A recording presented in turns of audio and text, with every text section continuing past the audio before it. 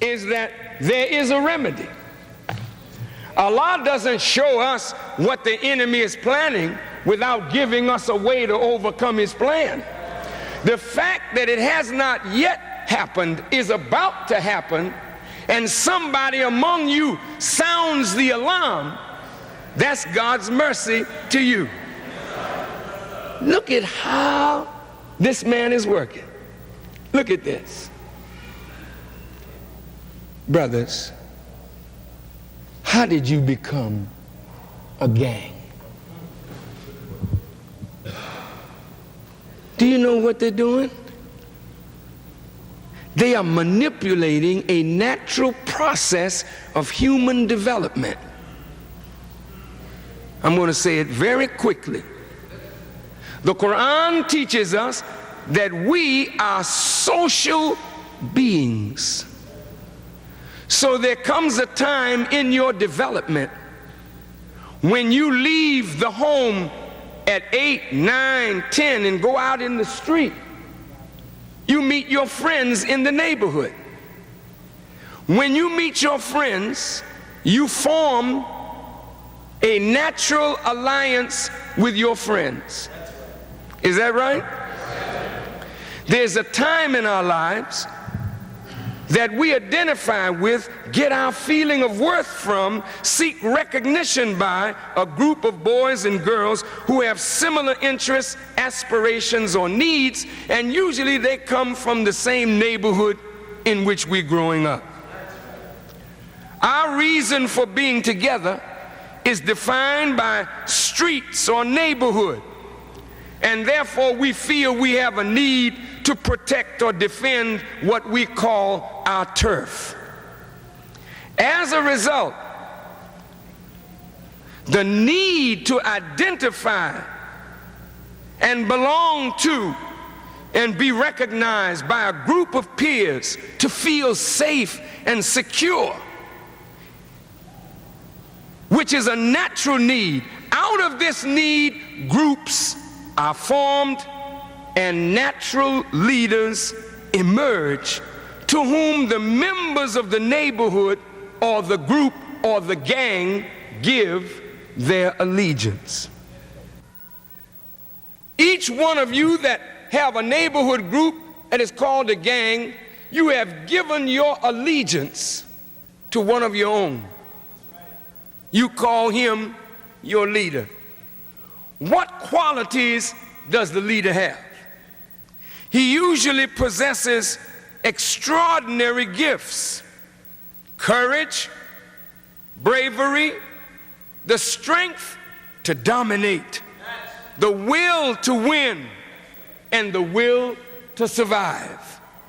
Oftentimes, the leader is the greatest fighter among you. In fact, the leader whips you. So when he beats you physically, you submit to him. You become his boys, his group. Now check this out. In white neighborhoods, they take this courage and bravery and will to win, this aggressive tendency in young people. It's not false. It's a natural tendency in young men to be aggressive, to want to show strength. That's our rite of passage into maturity. We're growing up now. I'm as strong as you, so I'll test my muscle against your muscle.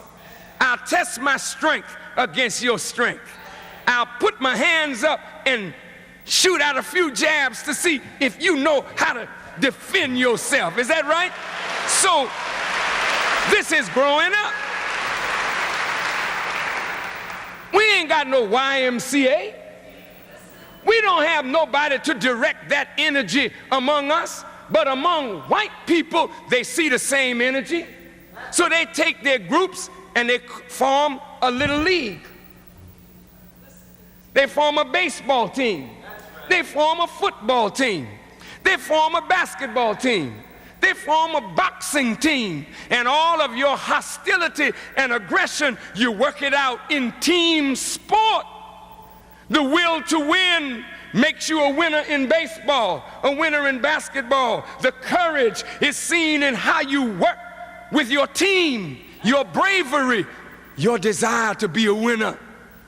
In white communities and in the more affluent sections of the black community, they do this to guide that natural macho spirit in young men.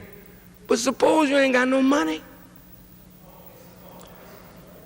There's no police athletic league that cares about you. There's no little league team for you. Then what happens to this aggressive tendency in the young man?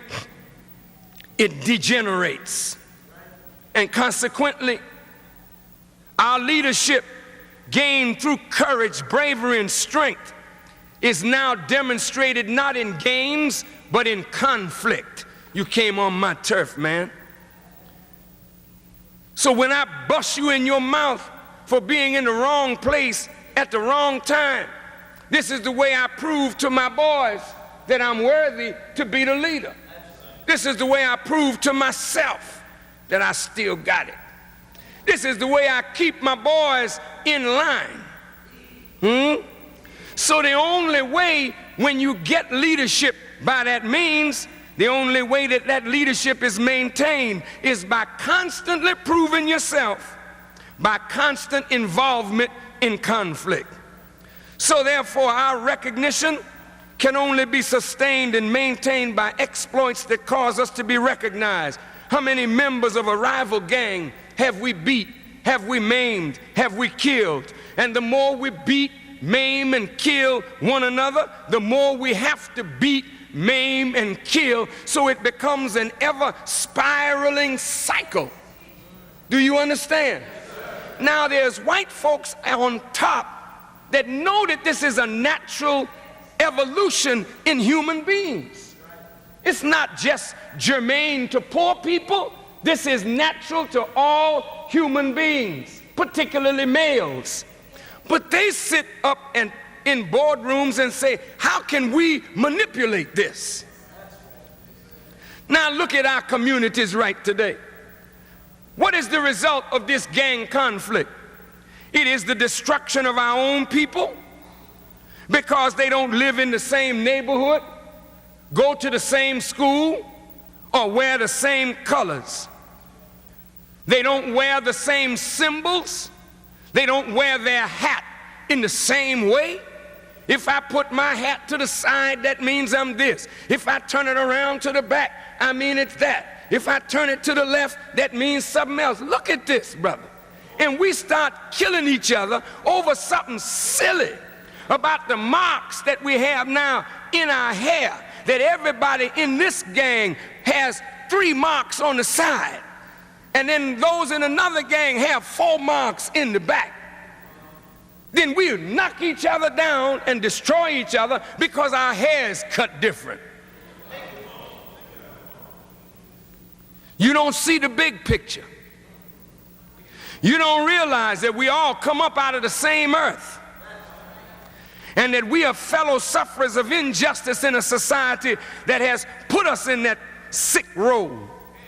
We are the same people with the same experience, originated from the same source. We come from the Lord of the worlds, Almighty God, Allah, yet we see each other as strangers.